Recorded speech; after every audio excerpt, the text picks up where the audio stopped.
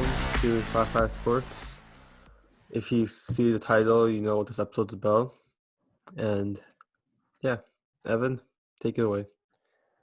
There's not too much to say. I'm just disappointed.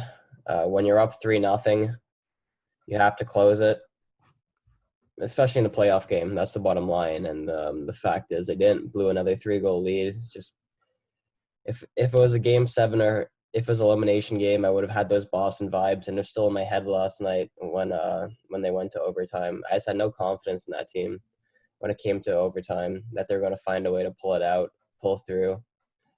Columbus had the majority of the chances in that overtime. And the sad thing is, I think the first two periods of the game, periods 1 and 2, that was the best hockey they played all series. It was like a new Leafs team. It was energetic. It was exciting. It was fast paced. Everyone seemed in sync. And then just to let a lead slip like that, just it's not good enough. And you sit here today. Now you're down 2-1, facing elimination twice. Even if you win tonight, now you got to go. You got to win 2 in a row, and it's not a good feeling. And the sad thing is, I'm just not surprised at this point. This team just doesn't have the spine. It doesn't have that kind of that leadership that can lead you in the playoffs. And I'm disappointed, but again, I'm not surprised, and that's just the reality of being a Leafs fan in 2020. Yeah, I completely agree with you. I think like the first two periods, especially the second, the Leafs are completely dominating the Blue Jackets. Like it seemed like they are playing better than they have yesterday, or not yesterday, but game two when they won. And some of the third period, they just collapsed. They did not look like the same team at all. Columbus was dominating them, and like you said, by the point they reached overtime, you kind of had that feeling that the game was already over. That Leafs blew the lead, and that they generally just blew the game. I mean, even though it's 3-3, just Columbus was a better team. That the team just crumbles. I'm referring to the Maple Leafs, of course. They just crumble when it matters, and that's what happens. You don't have a leader from the back. Their young core, Matthews, Marner, Nylander, none of them are kind of. Matthews maybe has that leadership quality. He kind of has that motivation quality about him, where he leads by example. He's never, the one to struggle. He's always among the goals, and he's always the one trying to make something happen out of nothing. Marner, we talked about him game two, is a little bit better, but still not good enough from him. I have nothing against Mitch Marner. As a Toronto boy, as a Toronto kid, I only want Mitch Marner to succeed and do well. But I mean, he got greedy, $11 million. It's not doing it. Everyone could talk, oh, well, he's better from game one. Game two, did he score? Did he score in game three? Did he have any assists? Does he have any points in this series? Or 3 games in, we're down 2-1. What's Mitch Marner done? How's he earned that $11 million contract? Was he the worst player on the ice yesterday? No. But did he really do anything? Again, no. That's a problem with Maple Leafs this season. They're paying too many guys up front. Mitch Marner hasn't done it this year. John Tavares, a shadow of himself from last year. Matthews is really the only guy that's earned his paycheck this year when it comes to those attacking forward group. I think Nylander has had a better year this year than last year, but he missed half a year last year, and you can't really do that in hockey. You need your legs under you. You can't, sit in a lockout for half a year and expect to just be in game shape. And then again this year, Nylander's being better, but in the playoffs, does he have any points? I don't think so. You got a goal yesterday. Nylander, of course. Sorry, Nylander did get the goal yesterday. Nice goal. It's already out of my mind, that game. I don't even want to think about it. I'm thinking of the Cody Ceci goal. That's just a fluke off Seth Jones's leg under the arm of Korpisalo. And when you get those type of bounces, you have to win those type of games when you get that luck.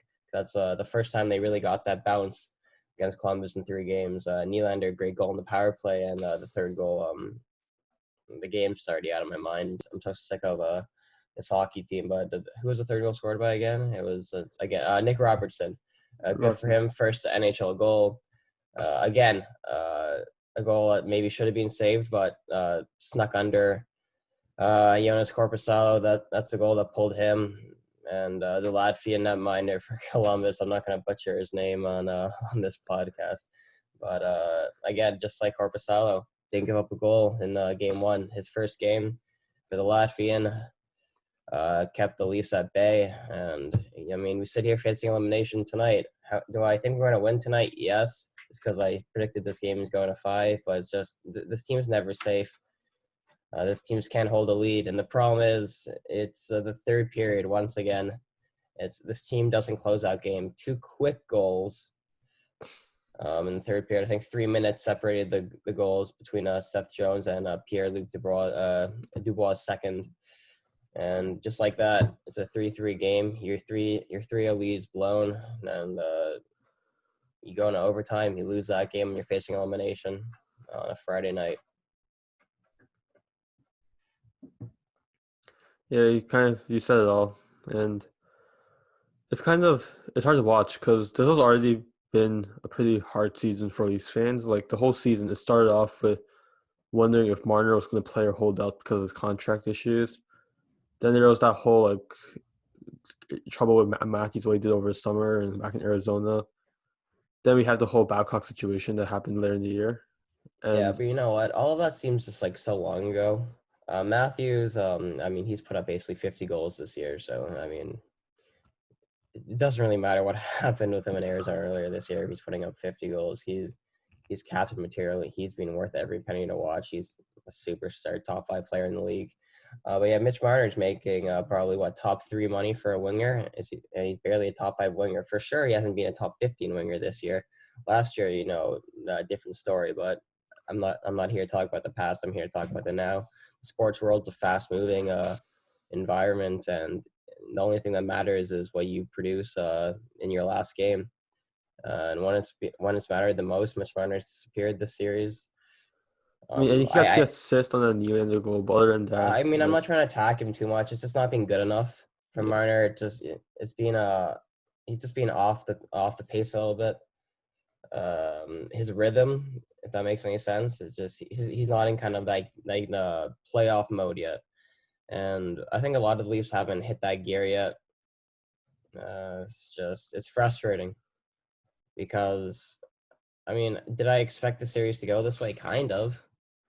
Just Leafs playing poor, giving up leads, giving up chances. It's the same old Leafs, and I'm just frustrated because I care too much about this team I just care too much about this team to even get mad at this point, to throw a hissy fit, get all over the top angry and start shouting and calling out individuals, because the first 2 periods were good yesterday. It's the same old Leafs. That's what it is. The same old Leafs play well through for 2 periods, give up 2 quick goals in the third period, and all of a sudden you lose in overtime.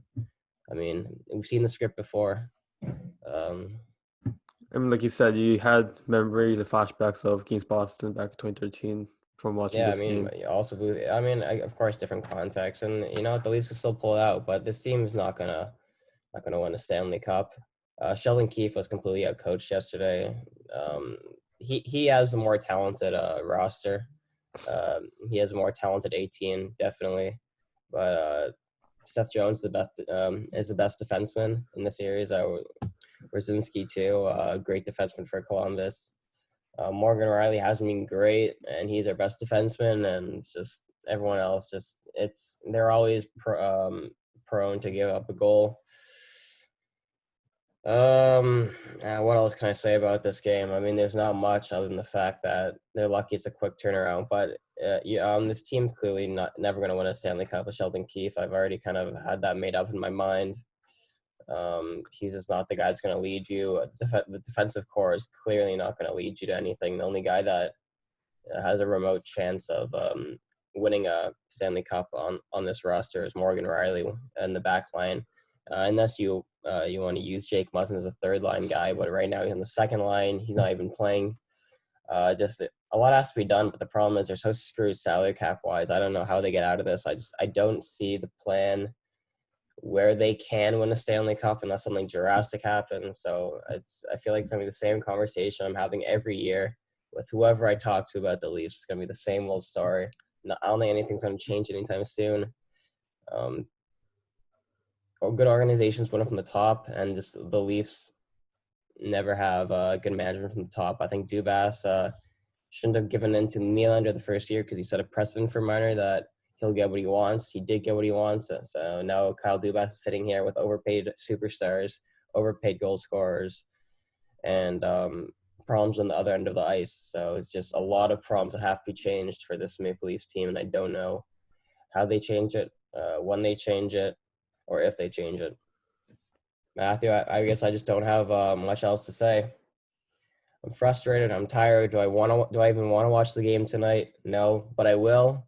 And this podcast is going to be up on YouTube tonight. If you guys want to have a listen, we'll be back tomorrow night, or we'll be back Saturday morning after we review the game tonight. Good luck, Leaf fans. Try not to kill someone. Try to keep your emotions in check. It's going to be tough. This has been 5-5 Sports.